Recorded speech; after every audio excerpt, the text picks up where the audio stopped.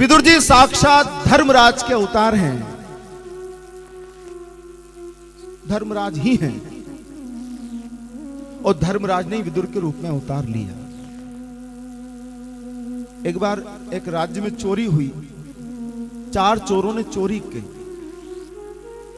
और वो जब चोर भागे चोरी करके तो पीछे पीछे राजा के सैनिक भी उनको पकड़ने के लिए भागे।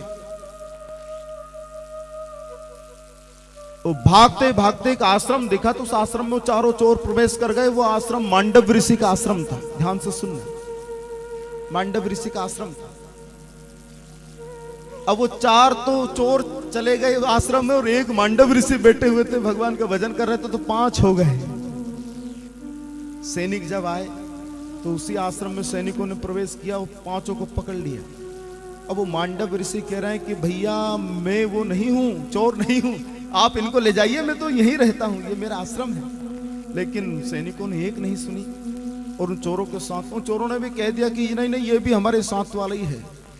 अब बहुमत का तो ध्यान रखना ही पड़ता है सब, बहुमत जिधर हो उधर के ही बोलबाला होता है। तो मांडव ऋषि को भी पकड़कर वो सैनिक ले गए, राजा के सामने प्रेषित किया। बोले महाराज हम चोर को पकड़कर लेकर आए, चोरी करके भाग रहे थे राज्य की। तो राजा ने बिना कुछ जांच किए, बिना कुछ परीक्षण किए 5 को सूली पर चढ़ाने का आदेश दे दिया, सूली पर चढ़ा दो। और वो मना करते रहे मांडव ऋषि, बोले मैं वो नहीं हूं जो आप समझ रहे हैं, लेकिन किसी ने भी नहीं सुनी, और 5 को सूली पर चढ़ा दिया। थोड़ी देर बाद वो चारों तो मर गए, लेकिन मांडव ऋषि अपने तप के बल पर जीवित रहे, मरे नहीं।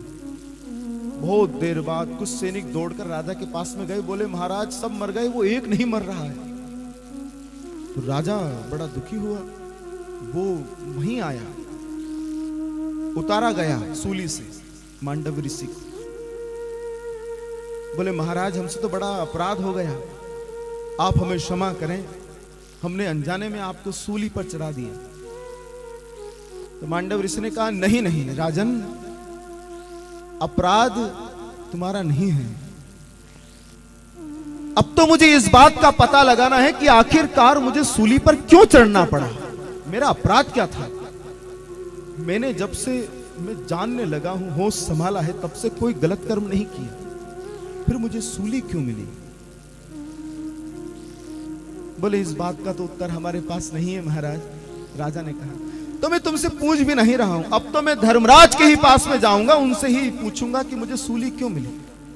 और मांडव ऋषि अपने तप के दम पर, तप के प्रभाव से पहुंच गए धर्मराज के पास, और जाकर धर्मराज को ललकारा, बोले बताओ मुझे सूली क्यों मिली, क्या कारण रहा, मुझसे क्या अपराध हुआ। मेरे जीवन में जहां तक मुझे याद है मैंने कोई अपराध नहीं किया, फिर मुझे सूली क्यों मिली।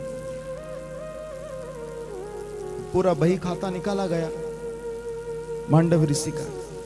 और बहुत देर बाद धर्मराज ने कहा कि देखो महाराज, जब आप छोटे थे, बाल्यकाल जब आपका था, तो एक चलती हुई चींटी को कांटे से आपने गोद दिया था,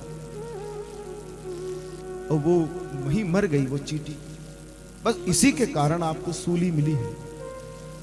तो मांडव ऋषि ने कहा कि उस समय तो मैं, जब बाल्यावस्था मेरी थी, तो बाल्यावस्था का किया गया पाप का इतना बड़ा परिणाम।